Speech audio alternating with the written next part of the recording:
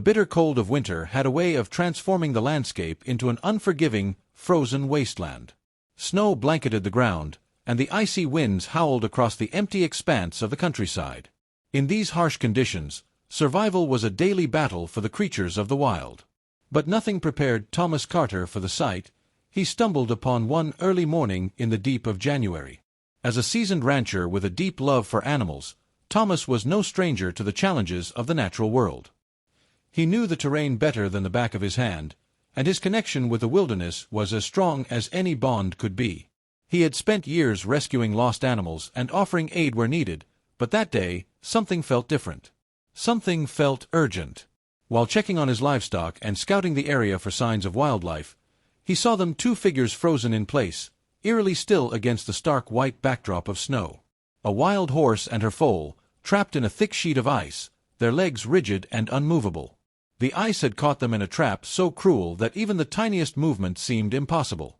The foal's small body trembled with every shallow breath, while the mother, looking exhausted but determined, stood vigil by her side.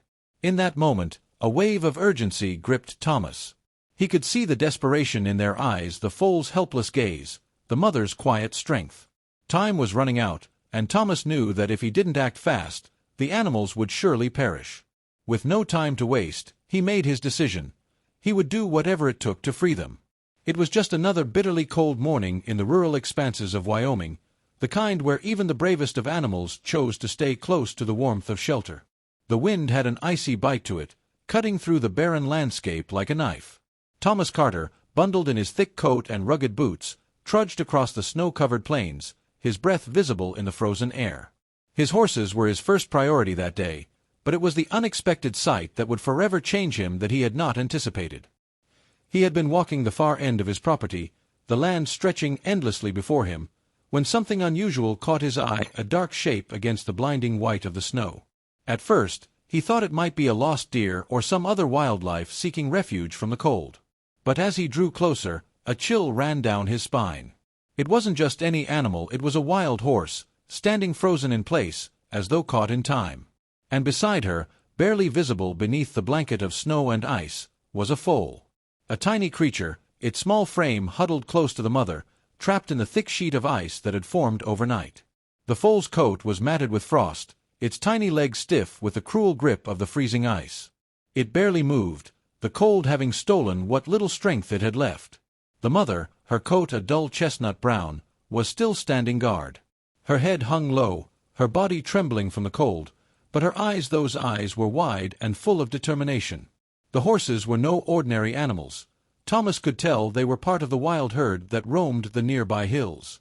He had seen them many times before from a distance, majestic, untamed, free. But this sight was different. The horses were not free. They were trapped. And as Thomas stood there, gazing at the two creatures, vulnerable, helpless, yet not giving up, he felt a deep sense of responsibility. He had to do something. He had to save them. For a moment, time seemed to stand still. The silence of the snow-covered wilderness was deafening, and in that stillness, Thomas understood one thing clearly: this was no ordinary rescue. This was a life-or-death situation, and the clock was ticking. Thomas stood still for a moment, processing what he had just witnessed. The wind howled around him, biting at his exposed skin, but he barely noticed it. His focus was entirely on the two horses. The wild mare, who had undoubtedly fought to survive in this harsh land, was now helpless, standing like a statue in the ice. Her foal, a fragile creature no older than a few months, was in far worse shape. Thomas knew the longer they stayed like this, the less chance they had of making it out alive. Time was running out. He took a deep breath and steadied himself. The first thing he needed was a plan. Rescue missions like these weren't something you could rush into without thinking. Thomas had seen his fair share of wild animal rescues in his years as a rancher, but nothing like this. He had to work fast but carefully. Ice was an unforgiving element, and one wrong move could cause the animals to panic or, even worse, harm themselves. His first instinct was to get the horses out of the ice, but how? The sheet of frozen ground under them looked deceptively solid, but Thomas knew better than to trust its stability. The ice would likely crack under the weight of the mare if he tried to break it from underneath, and the last thing he needed was for the whole thing to shatter, trapping them deeper. "All right, think." Thomas muttered under his breath. He scanned the surrounding area, his eyes flicking back to the horses. They were too far from his truck for any immediate mechanical help, and his horse-drawn sled was parked at the ranch too far to be of use now. He was alone, and the clock was ticking. He decided to start with the mare. The foal was too weak to move on its own, so he needed to get the mother free first. Thomas reached for the shovel tucked into his belt and started hacking at the ice around her legs. With each strike, the blade of the shovel struck with a sharp, unforgiving clink.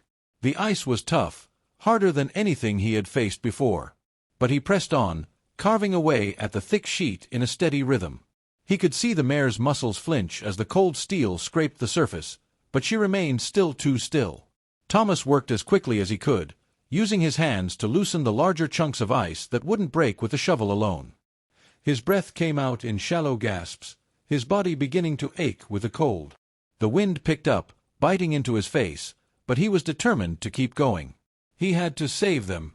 Minutes passed, and every inch of ice he cleared felt like an eternity.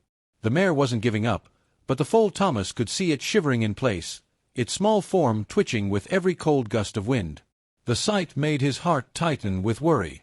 He couldn't waste any more time. The foal's survival was on the line. After what felt like an eternity of hacking away at the ice, Thomas finally reached the mare's hind legs. He could see the blood flowing underneath the ice, a faint redness spreading where the ice had frozen around her skin. A wave of panic hit him, but he swallowed it down.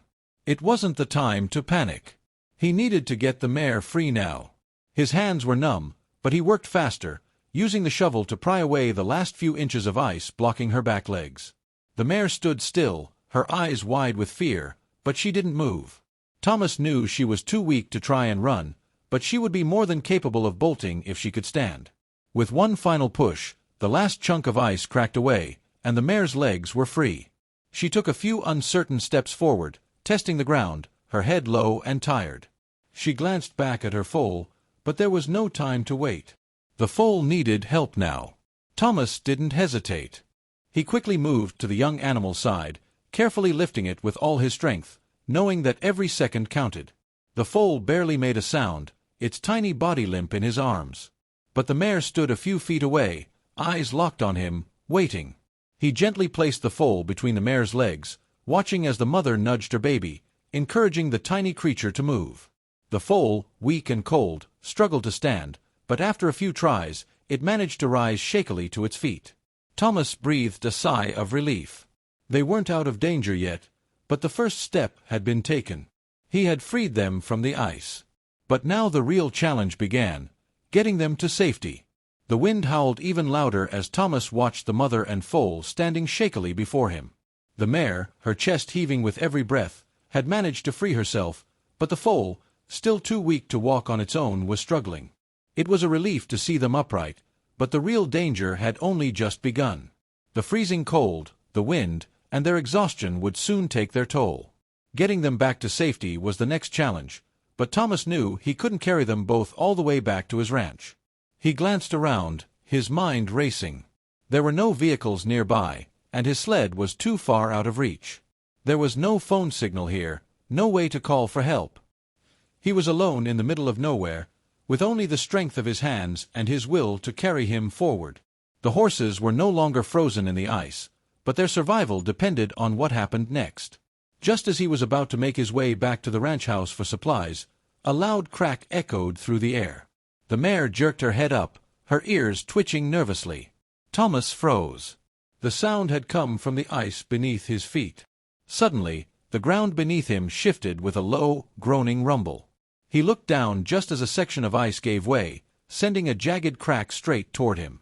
Panic surged through him, but he didn't have time to react. With a desperate cry, he jumped to the side, narrowly avoiding the sinking ice. His heart was pounding in his chest as he scrambled to regain his footing. In that split second, he realized something terrifying. The ice was unstable. What had seemed solid moments before had become treacherous, and now both the horses and he were at risk. If they stayed out here any longer, the ice would continue to crack, and they could all be swallowed by the frozen ground. But then, just as quickly as it had cracked, the ice settled again. The rumbles stopped, and everything fell silent. The cold air hung heavy with tension. Thomas's mind was racing, trying to process the danger that loomed just beneath the surface. There wasn't much time. As if on cue, the mare let out a soft whinny, and the foal staggered toward her, clearly confused but instinctively following its mother. Thomas grabbed the foal, lifting it gently into his arms once again. His muscles were screaming in protest, but he kept moving, pressing forward with an urgency that he couldn't fully understand. Just when it seemed like he was making progress, he noticed something. The foal was trembling more violently now, its tiny body limp against his chest. It wasn't moving as much as it should, and a feeling of dread crept into Thomas's gut.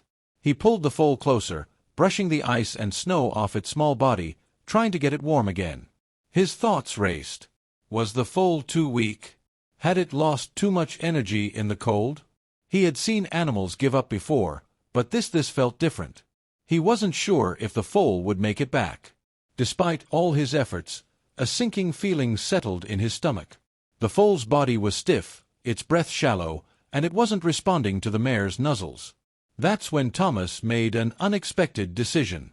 Rather than heading straight back to the ranch, he turned off course, veering toward a small, abandoned barn he knew about, just a short distance away.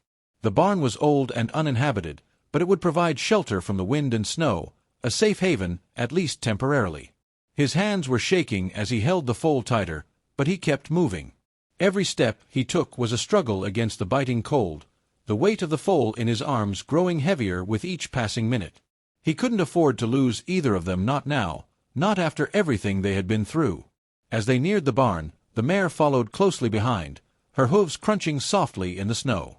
The wind howled louder, almost as if warning them to hurry. Thomas's heart raced. If he could just get them inside, he would have a fighting chance to save the foal. But the mare's distress was obvious. She wasn't happy about being so far from the open fields.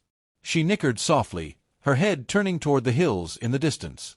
Thomas paused for a moment. The bond between the two horses was undeniable. He could see the mare's reluctance, her eyes wide with anxiety as she glanced around, seemingly sensing that they were veering too far from the familiar land she called home. It was a heartbreaking sight. She wasn't just fighting to survive, she was fighting for her foal. But Thomas wasn't about to give up now. He steeled himself, giving the foal a gentle but firm squeeze in his arms as he entered the barn. With one last glance back at the vast empty plains, Thomas shut the door behind him. Inside, the wind's howling was muffled, and the snowstorm felt a world away. It wasn't much, but it was shelter. It was enough for now. Inside the barn, the stillness was almost a relief after the harsh winds and the overwhelming tension of the frozen plains. The walls, worn and weathered by time, seemed to shield them from the storm outside. Thomas gently placed the foal on a pile of straw, wrapping it in the warmth of the barn's shelter as he turned to the mare. She stood at the entrance, her nostrils flaring as she scanned the surroundings, still wary and nervous. But Thomas knew he had done all he could. Now, it was up to time and the will of the animals. The mare, exhausted but ever vigilant, seemed to relax a little as she came closer to her foal. She nudged the small body softly, her warm breath steadying the foal's fragile form.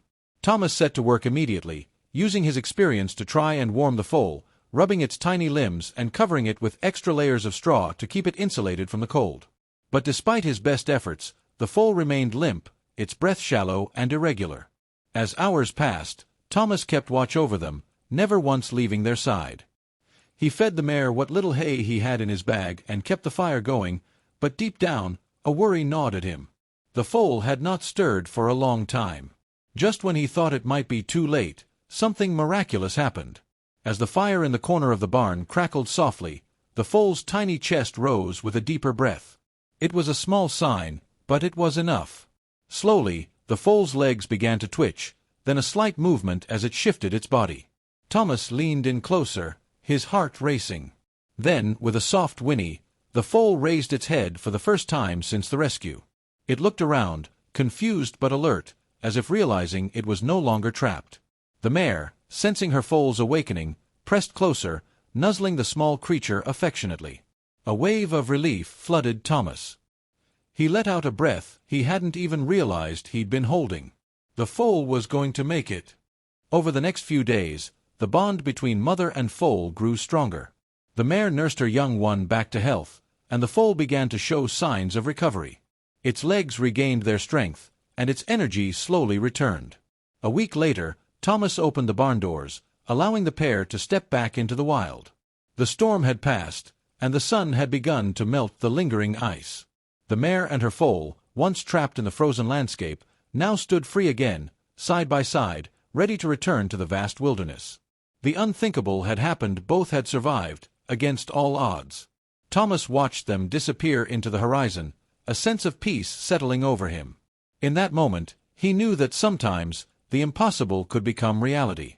It had been a long shot, but the rescue had turned into a miracle. As Thomas watched the mare and her foal disappear into the vast wilderness, a deep sense of fulfillment washed over him. The bond between the two animals was undeniable. Survival in the wild wasn't just about strength, it was about resilience, trust, and love. That day, Thomas had not only saved 2 lives, but he had witnessed something far greater, the miracle of persistence and hope. The experience changed him in ways he couldn't fully explain. It reminded him that life was fragile, that nature, though harsh, also offered second chances. It taught him the importance of never giving up, even when the odds seemed impossible. As he walked back toward his ranch, the sun breaking through the clouds, Thomas knew that sometimes the most unbelievable outcomes were the ones born from the most unlikely moments of struggle. And in that, he had found a renewed belief in the power of the impossible.